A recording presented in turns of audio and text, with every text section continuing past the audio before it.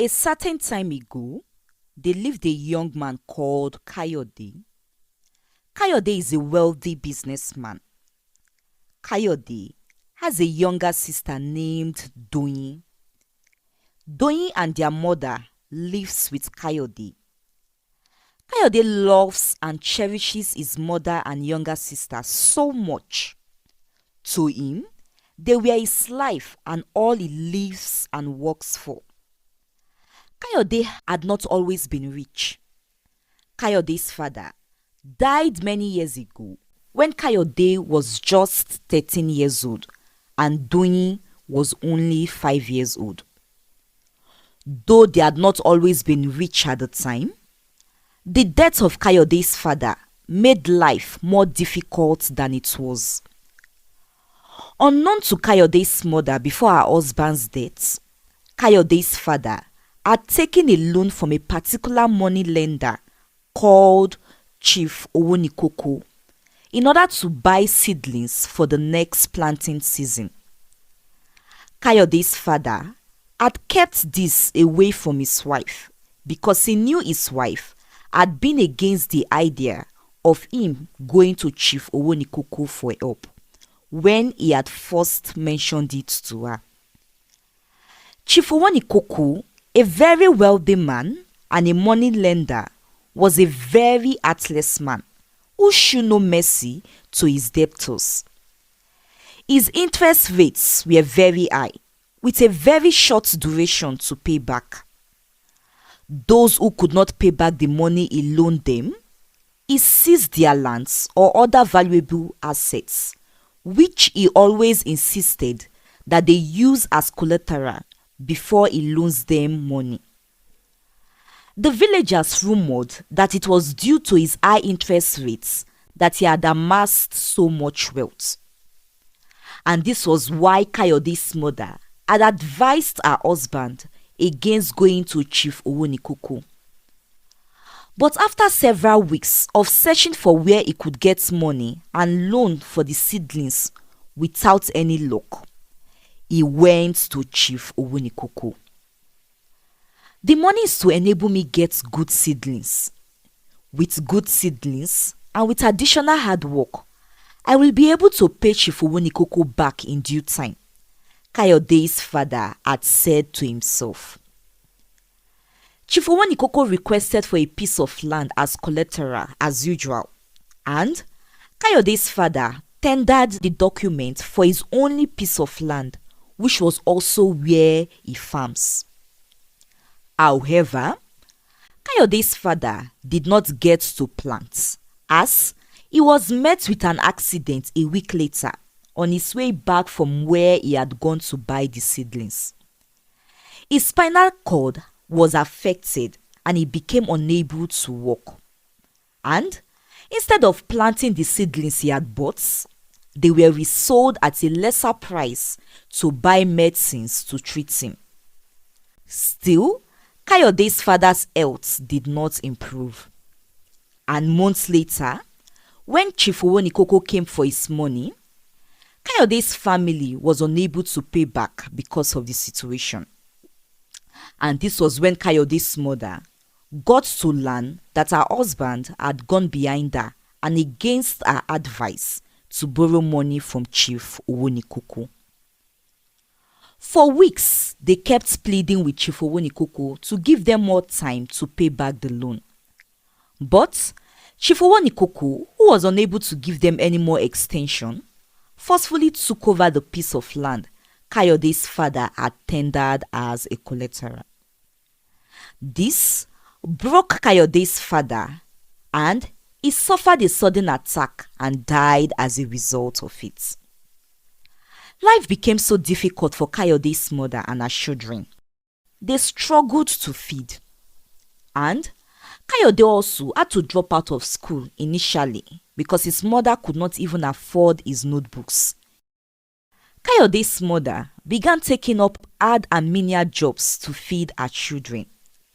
She also sold all her few valuables, and soon Kayode was able to start school again.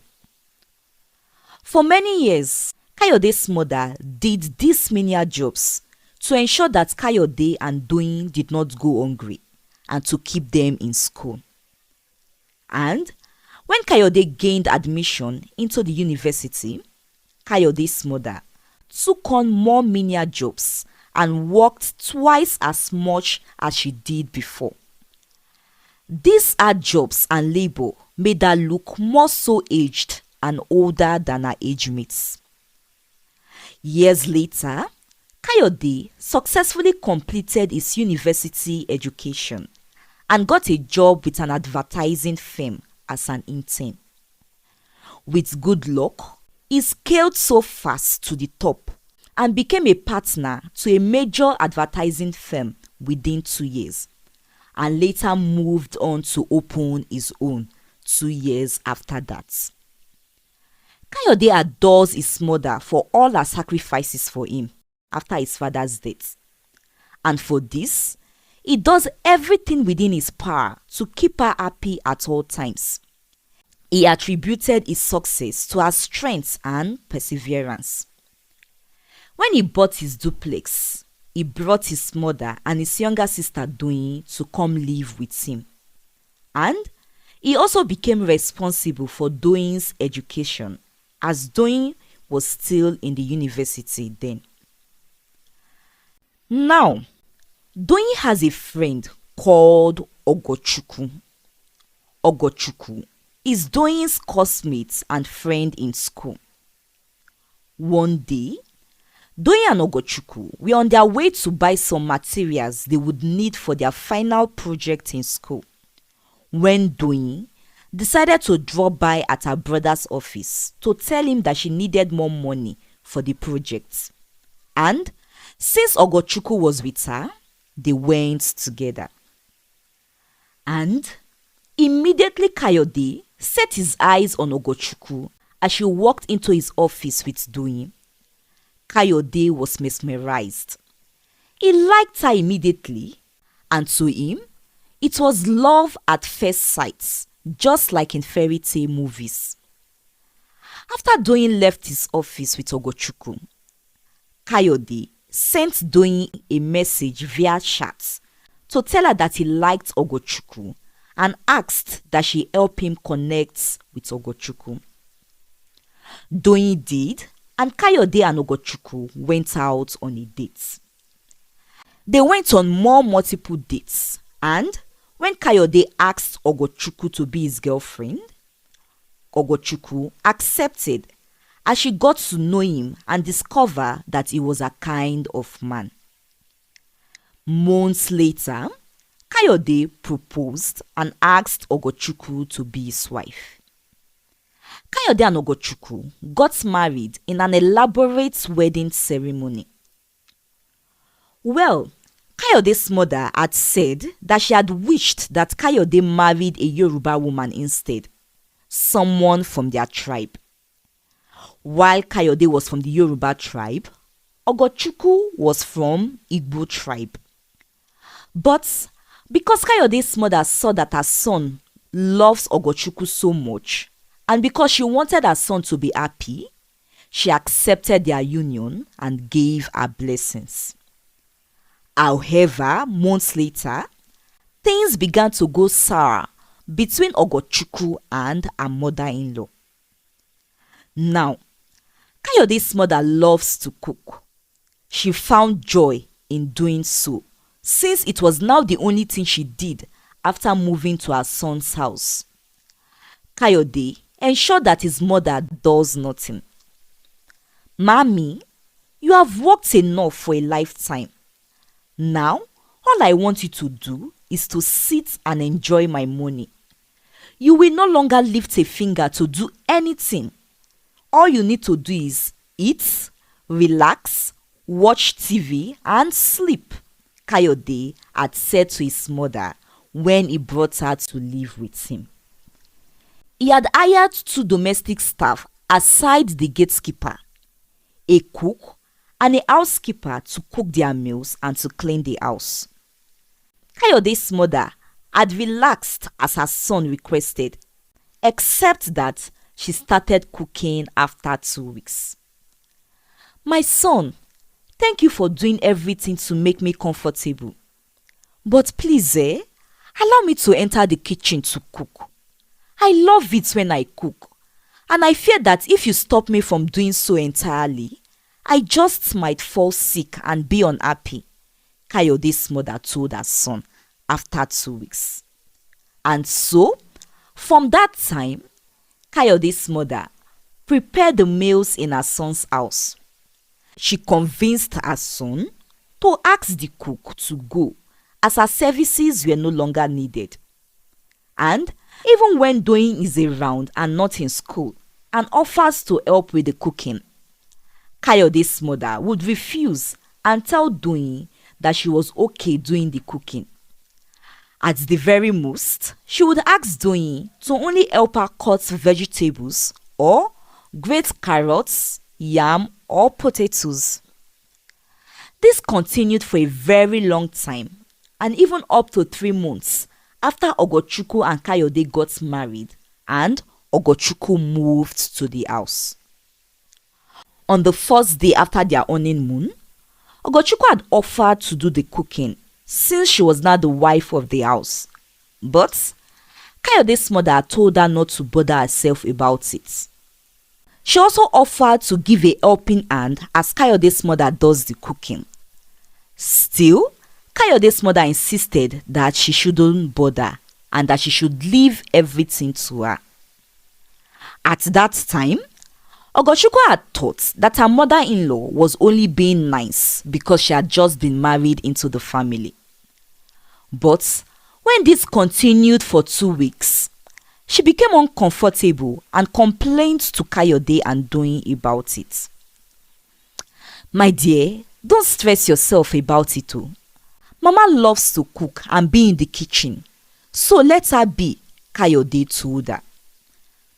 After all, she makes good meals and we enjoy her meals. Or, don't you enjoy Mama's meals? Doyin asked. Ogochukwu decided to let it be at that time. However, the first and second months passed and it was still so. Kayode's mother continued to cook and continued to decide and prepare the meal for the whole family. If Ogochukwu wants to eat something else and decides to prepare something else for herself and her husband, her mother-in-law would complain about it. You are not allowed to prepare your meal separately. As a matter of fact, no one is allowed to prepare their meal separately in this house. Everyone in this house must eat the same thing as one big family that we are. And I make the decision on what we should eat. I know better and I am a mother to you all, Kayode's mother told Ogochukwu. More so, Kayode would choose his mother's food over Ogochukwu's food and would apologize to Ogochukwu later in their bedroom, saying that he chose to eat his mother's food because he did not want his mother to feel bad. This continued for some more weeks. On the 3rd month, Ogochukwu could no longer bear it. Honey, I am your wife and now the lady of the house. I should be the one doing the cooking and have the say and make the decision of what should be prepared in this house. I can only seek her advice and opinion because she is my mother-in-law and because she is older. As your wife, that kitchen is mine. But your mother has taken over it and would not allow me to prepare meals. She not only does the cooking, but takes the decision about what we should eat without even consulting me or asking for my opinion. This is unacceptable. I can't take it any longer and I want you to put a stop to it, Ogochukwu told Kayode one evening. Deep down, Kayode knew that his wife was right, but he was scared to hurt and offend his mother. So, he begged Ogochukwu to give him some more time and promised that he was going to do something about it. However, 3 more weeks down the line, Kayode had still not done anything about it. He did not even bring up the issue with his mother at all, for the sole reason of not wanting to hurt his mother. Ogochukwu brought up the issue again, and Kayode begged for some more time to think of the best way to approach his mother about the issue. However, when after another month and Ogochukwu was yet to see any changes, she decided to take action on her own, as this was already the 7th month that she had been married to Kayode and had been in that house, and she's not been allowed full access to what is supposed to be her kitchen and what she should eat. She began preparing her own meals and refused completely to eat whatever her mother-in-law prepares. Kayode's mother was not happy about this and complained about it to her son and asked her son to stop his wife from cooking her own separate meals. And though Kayode gently pleaded with Ogochukwu to indulge his mother, Ogochukwu completely ignored him, as she had made up her mind to no longer tolerate the nonsense, as she termed it. One day, Doyin and her mother had gone for an event while Kayode had gone to work.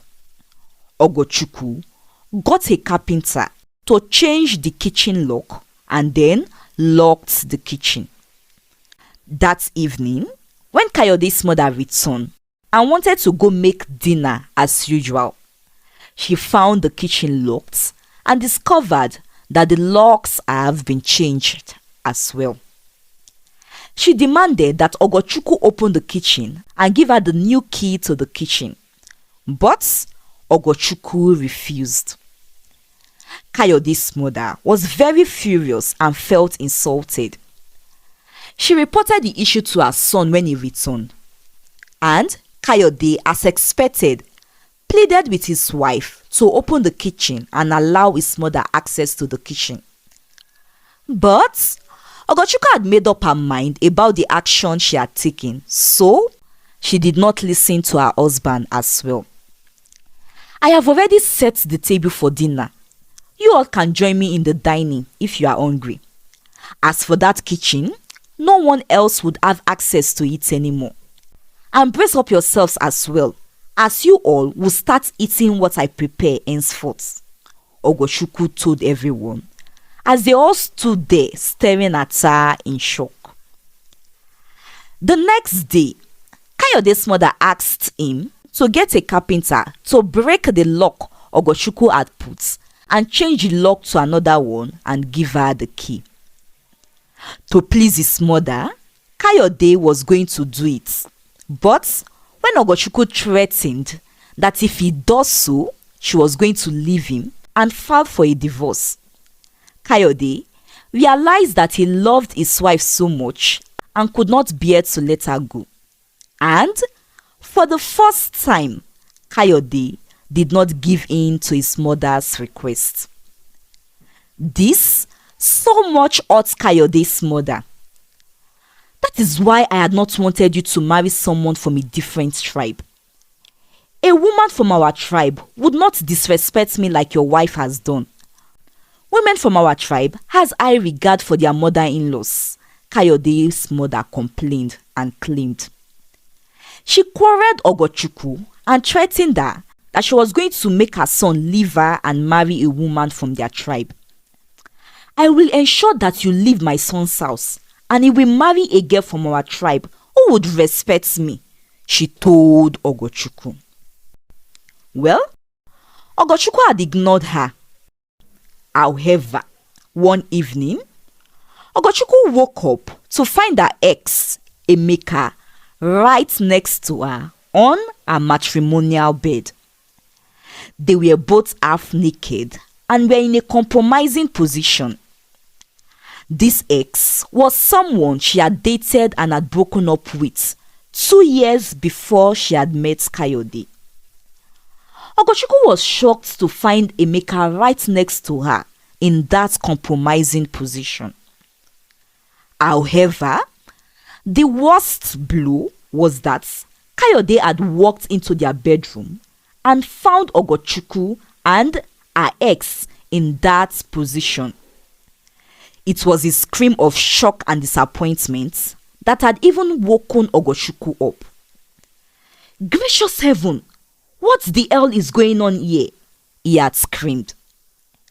Kayode's mother and his sister Doyin also ran in when they heard him scream.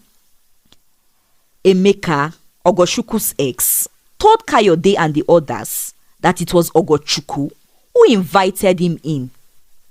He claimed that he and Ogochukwu have been secretly seeing each other, and Ogochukwu had been inviting him over to the house whenever Kayode was not around, because Ogochukwu claimed that she was not happy with Kayode and that she still loved him.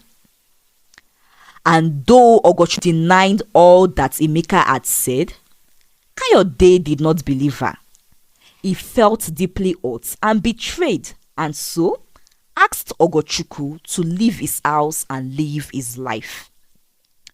Ogochukwu cried and pleaded as she maintained that she was innocent and did not know how she and Emeka got to that compromising position.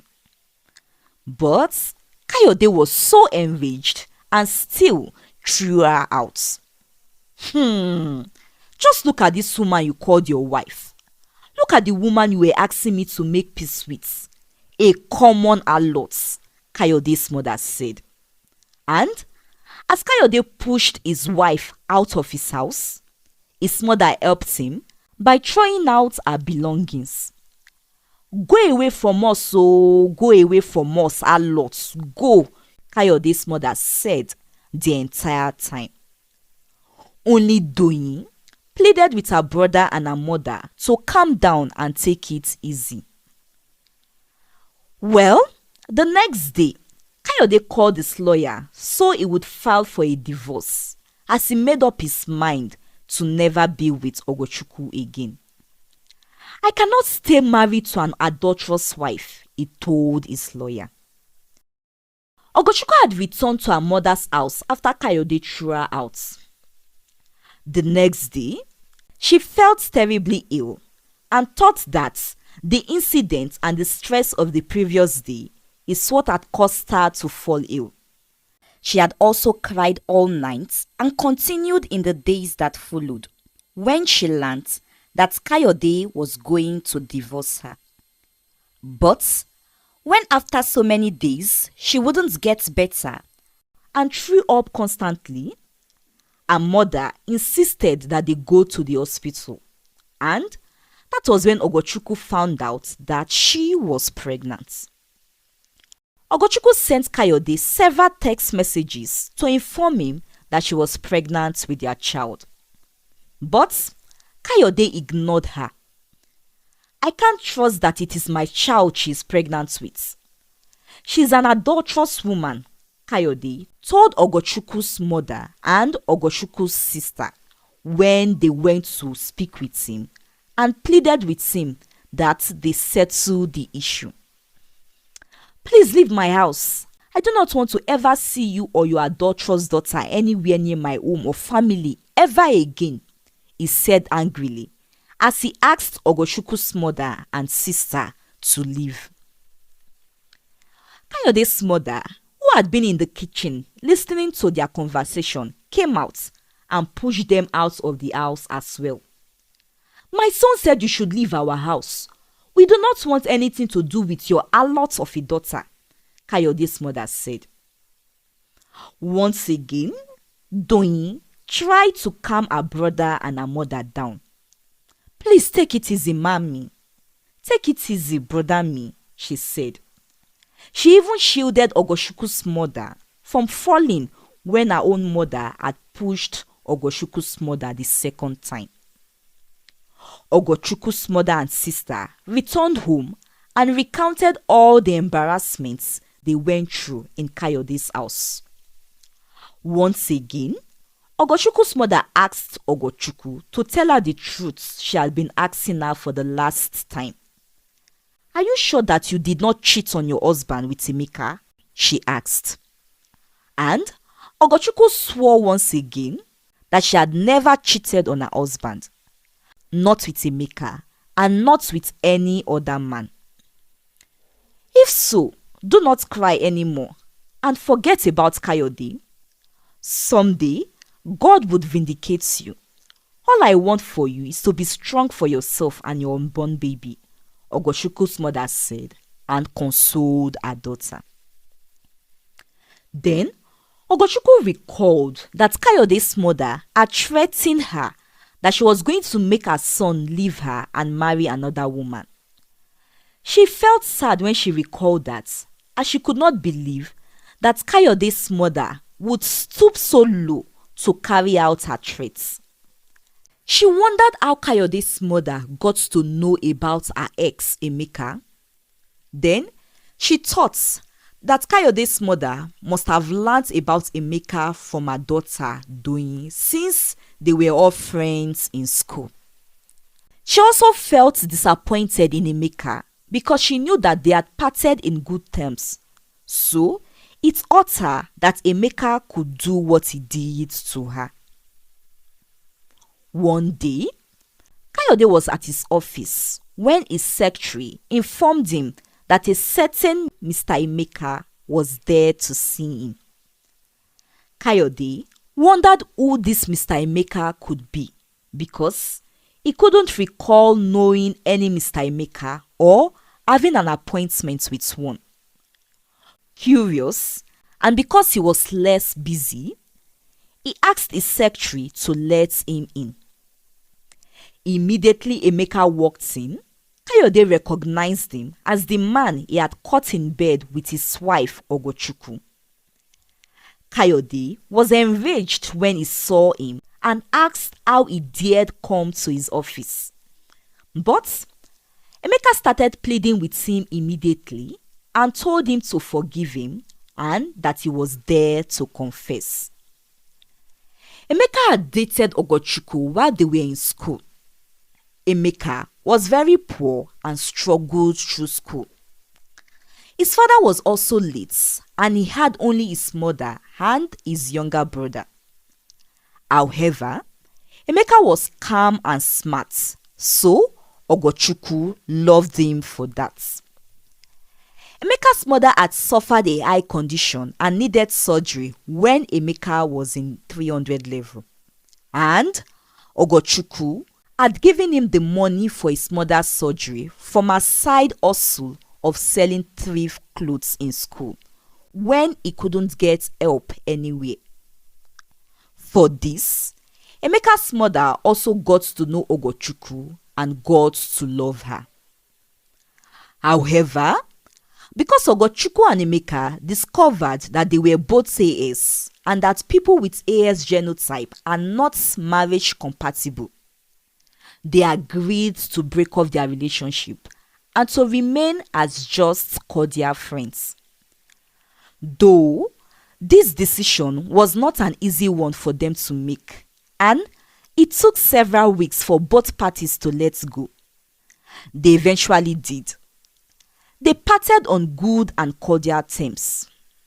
Although they occasionally exchanged greetings on social media, they had neither seen each other nor spoken on the phone for 3 years until that afternoon when Ogochukwu found him in a bedroom with her in a compromising position. Well, Emeka's mother got to know about the evil her son had done to Ogochukwu, so she forced him to go confess to the truth. Emeka's younger brother had been involved in an accident and an emergency surgery was required to save his life. They were asked to make a deposit of a huge sum of money. Emeka and his mother do not have this money. That afternoon, Emeka, who had been desperately looking for the money for his brother's surgery, bumped into Doyin. He knew Doyin as Ogochukwu's friend and classmate back in school, and he was aware that Doyin has an older brother who was rich, and that Doyin collected huge sums of money from her brother almost every week. So, he told Doyin about the condition of his brother when Doyin had inquired to know why he looked worried. He begged Doyin to help him, and Doyin agreed to help him. However, she gave a condition and asked that he help her implicate Ogochukwu so that her brother would kick Ogochukwu out of his house and life.